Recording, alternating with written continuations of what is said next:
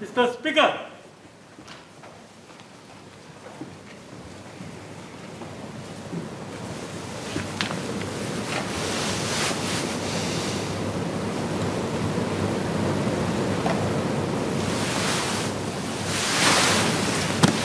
Order. Item 2, resumption of debate on the motion on Singapore women's development. Minister Shanmugam.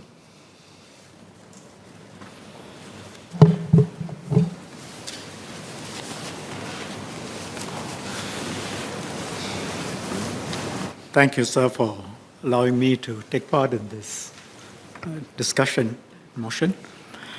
We started this process in September 2020, and the white paper, call it WP for short, is an important marker in this road to equality for women. We haven't arrived, but we know the road to travel and the final destination. I don't need to speak about the history of women's rights in Singapore or the issues women face, the details in the WP. They are important, but the topics have been well covered. I will just make 2 points. First, the psychological significance of the white paper. And second, I'll update the House on our approach to violence which is targeted at women in the family context. First, on the psychological significance of the paper, when you try and deal with large issues like equality of men and women, one, you have to make a list of specific things that need to be done to achieve the end goal. That's very important. Otherwise, it just becomes a rhetorical exercise. And the white paper lists the many areas where more action needs to be taken. The House has discussed them, and I'm sure we'll continue discussing them. But beyond that, in a more fundamental way, when we talk about respect for women, equality of women, it requires internalization by the majority that these are basic values, that these are values which we cherish, which we hold dear. And I had said when we started the conversations in September 2020, that our aim is to work towards a deep mindset change, to build a society where every boy and girl grows up imbibing the value of equality, to get a change in thinking at the individual level and to have it deeply set in is never easy. I will put it this way. Are we able to say equality for women is part of our culture that is deeply set in? I think the answer is it is still work in progress, but the process we started in September 2020 has moved the needle quite some. 1961 was epochal. It was path-breaking. The progress women have made in many fields since then has made the idea of equality more real. From September 2020, the conversations, this WP, I believe, have had significant psychological impact and moved us further along the path. The scale, the depth of the conversations and follow-up have registered in our collective consciousness. It has helped in the process of our collective psyche in accepting equality. In law, there is a concept. When you want to know whether something is fundamental and accepted by most, you test it by checking. If I were to ask this question to a group of right-minded people, will they say, yes, of course it is so, or will they express different views? If they will say, yes, of course it is so, then that's your answer. If you apply that to the idea of equality for women in Singapore, after the conversations and the white paper, if someone were to stand up in a group in Singapore and ask about equality for women, will people say, obviously yes, I think so? Or put it another way, how many will dare, in a mixed group of right-thinking people, how many will dare to say men and women should not be equal? So think of that. It's an achievement that regardless of whatever one may personally think, that if people realize that pressing a contrary view would be against social norms. That means people understand what the norms are, and that is important. So we must not underestimate the power of such collective norm building. The conversations and the white paper have helped a fair bit in this process. Over time, if properly acted upon, that can change behavior on how men and women perceive women and their roles. And the current situation in Singapore, it may look like, well, this is normal. This is the natural order of things, but it isn't. Let me illustrate by giving you some examples. In the US, a headline in the last few days caught my eye that women now have to travel outside the states they stay in some places, to get abortions because of tighter and tighter rules on abortions in some of these states. The issue of a woman's right to have medical procedure, autonomy of her body versus a life. This is subject to laws in many countries, including Singapore, but it gets difficult when the issue becomes politicized and if you tilt too far away from giving autonomy to a woman over her own body. And in Singapore, a woman's autonomy is given considerable weight. If you move to Australia, another matter that has received some attention is the experience of women in Australian Parliament.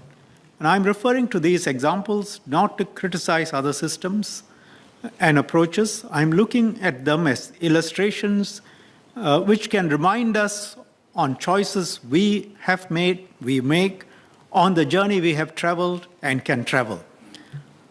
Coming back to Australia, there were several allegations about how women were mistreated in the Australian Parliament. Last year, in November 2021, a report known as a Jenkins Report was published on what has happened in the Australian Federal Parliament. It sets out in graphic detail some of what happens, quite shocking really, and I've prepared an annex that lists some examples. Mr. Speaker, sir, with your permission, may I distribute an annex to the members of the House?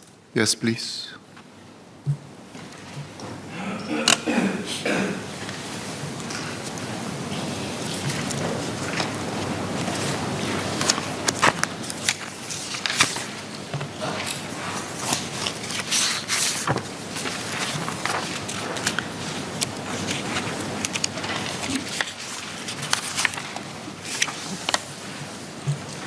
If you look at the list, an MP leaning over, grabbing the victim and stuck his tongue down her throat. I'm quoting from the report. It's a member of parliament doing this. At an after-works drink session, a senior party member put his hand up the victim's skirt. A male colleague asked the victim intrusive questions about her personal life and so on. Leaders make jokes about employees' sex life, ask them out for dates, proposition them. Parliamentarian was completely naked when a worker walked into his office and addressed the worker as if nothing untoward, and so on. For us here in the Singapore Parliament, you can understand this is quite unthinkable. And I don't mean it in a self-congratulatory way, nor do I seek to draw any conclusions on morality. Just looking at it factually, our laws and framework and what we expect of behavior in Parliament all are different. And consequences, if you breach our laws, are quite severe. You can expect to be caned if you're a man, and I'll come back to the examples here. So the conduct in the Federal Parliament of Australia, one is tempted to ask, is this the result of a different culture on how women are perceived and can be treated? I don't know enough to draw any conclusions. But members can see where we are in Singapore. Again, the road we are on was and is not preordained. It is because of the choices we made and the work we have put in to treat women properly with respect. So if you look at the examples on the right-hand column, in Singapore, just a couple of examples. A man previously with NUS holding a PhD, he touched a woman over her skirt during an MRT ride. He was sentenced to 18 days in jail. In another case, earlier this year, a masseur molested a customer during a massage session, nothing as graphic as what you see has happened in the Australian Parliament. He was sentenced to 9 months jail and 3 strokes of the cane. If you do these things outside Parliament, you are likely to get jail and cane. I think it's quite unthinkable that something like this can or will happen in a parliamentary context in Singapore, but if it did, a male MP is likely to go to jail and be caned for some of the more egregious conduct. And we look at it in the context of how we treat women, what the laws are. All of this fits in together to make sure that there is a certain status and respect and expectation of behavior. That's important. Now, I'll refer to Australia in another context. Last year, in one of the conversations I took part, there was an Australian lady. I was taken aback by what she said. She said, and I quote, and this is on the notes that our civil servants take, I quote verbatim, to Minister's question on her experience in Australia in terms of career opportunities for women, as well as support for mothers, the lady said that Singapore offered much better opportunities and support for women. Companies in Australia often took a male-centric perspective, and women tended to be politically disadvantaged, especially in rising to leadership positions. Again, a small vignette. If you move over to the UK, I can recount to the House what a relatively senior female diplomat from the UK told me, and again quoting from the notes. On caregiving, Minister said that we were exploring how we could provide better support. One way was to recognize the caregiving role in monetary terms. I'll skip her name, said that UK had not seriously discussed the question of monetary compensation for caregiving. On my list of examples, let me also share some things that have happened recently in Malaysia. Now, when I say Malaysia, Singaporeans and probably MPs too sometimes tend to say on social issues, Malaysia is not a real comparison because we have taken different paths on social issues. But I make a different point. We were part of the same country until 1965. Our cultures were largely similar. The roads we took diverged after 1965. These were deliberate choices, and they have led to very different results. And that is worth reflecting on to consider carefully what path we should continue on and what we can do to strengthen the respect and the idea of equality for women. I will refer to 2 events, one early in the pandemic and one just a few weeks ago from Malaysia. In March 2020, Malaysia, like Singapore, was dealing with the pandemic. The movement control order, I think, had been placed. The Malaysian Ministry for Women, Family and Community Development posted infographics on social media on how to ensure harmonious households. It was a document that was obviously intended to be serious, and it gave advice to wives. The advice included the following, that the wives should mimic the voice of a Japanese cartoon character, Doraemon, when speaking to their husbands. Wives should giggle coyly. Wives should avoid wearing home clothes and put on makeup. Wives should use humorous words and avoid nagging. The ministry's post, as you can imagine, drew a lot of response. As I understand it, Doraemon is a male robot cat, so not quite sure why women should speak like a male robot cat. There were many takes on the ministry's post. This is one. And with the speaker's permission, sir, can I have this? He sounds a little bit like this. Saya silai baju macam inilah sayang. He has this kind of very throaty kind of voice that goes. Sayang, bolehkah pergi mandi sekarang? Sudah mau masak. Sayang, boleh tolong buang sampah sekarang ke sayang? Sudah 2 hari sayang. Terima kasih.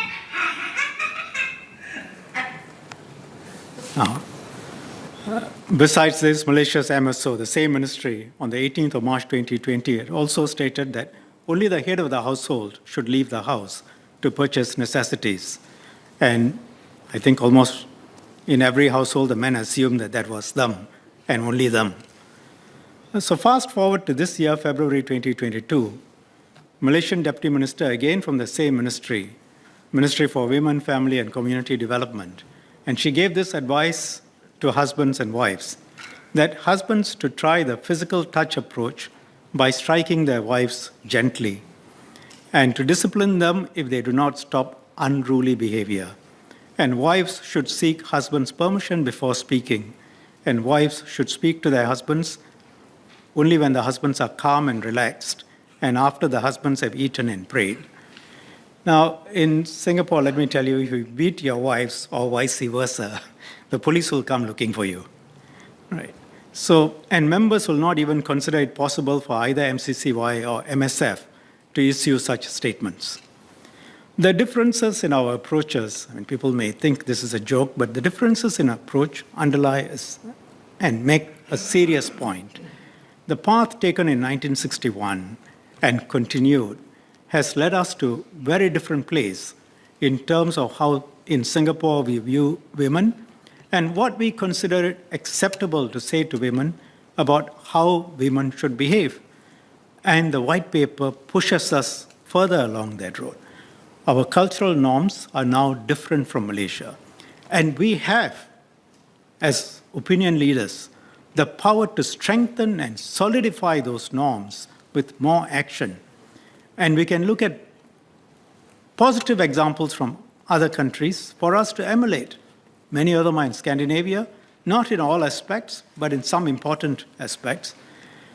And there is still much we can learn from others. So to summarize my first point, sir, the impact on norms, values, the internalization of the idea of equality, I see that as among the most important outcomes from this process. Now let me move to my second point on how we deal with violence targeted at women in the family context. On the whole, if you look at women and how they perceive their safety and security, we have done well. SPF does, I've told the House before, regular surveys. The 2018 Public Perception Survey showed that 93% of our women feel safe in Singapore.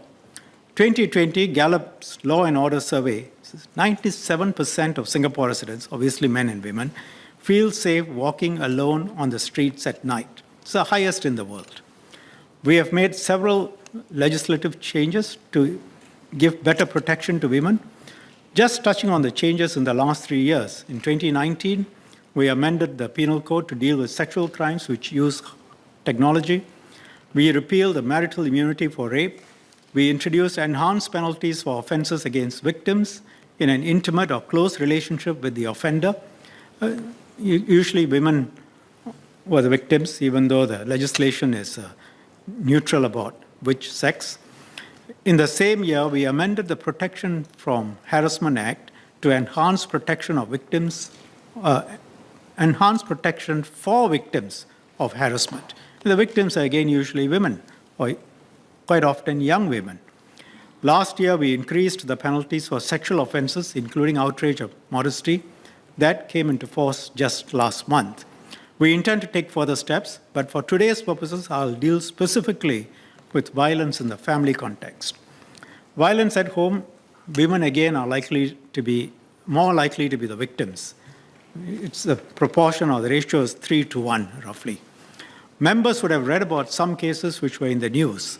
A woman was abused by her husband on several occasions, punched her, held scissors to her face, cut her hair while holding on to her head. An elderly mother was abused by her adult son for years, starved, not allowed to shower, physically assaulted. She did not report him to police.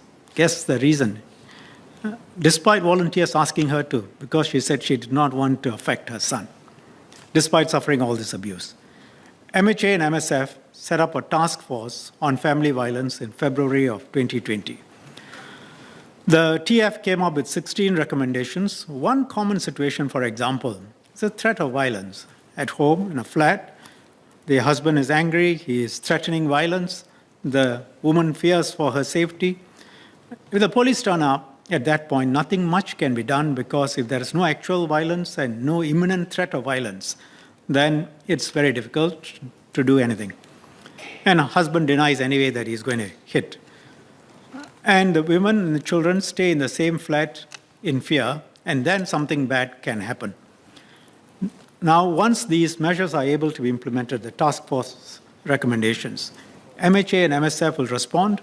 They will make an assessment. If the situation is serious, if there has been violence, it may proceed as a criminal case.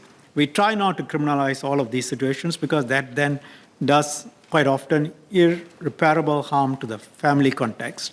But where it's necessary, it's processed.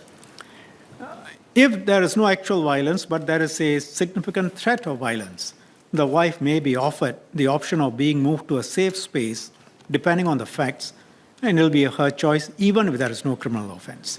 She has the option that she can take the children and leave immediately, go into the safe space, then consider her next steps, instead of facing the threat of violence. Could also include moving to a temporary shelter arrangement while working out longer-term interventions.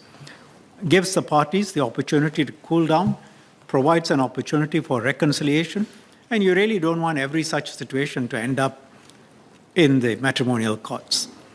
We will also empower specific persons, such as the Director General of Social Welfare, to apply for personal protection orders on behalf of those at risk in certain situations, like the mother who was clearly being abused but did not want to report her son.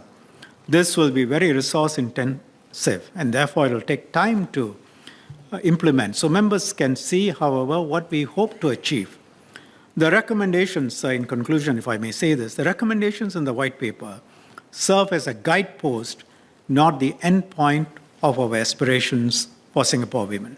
And in that context, I showed you some examples of, I call them vignettes, illustrations of how things happen in some other countries, some things that happen, and what it reflects, and how the road we have taken has made pretty much some of these things quite unthinkable in Singapore. And that is by choice.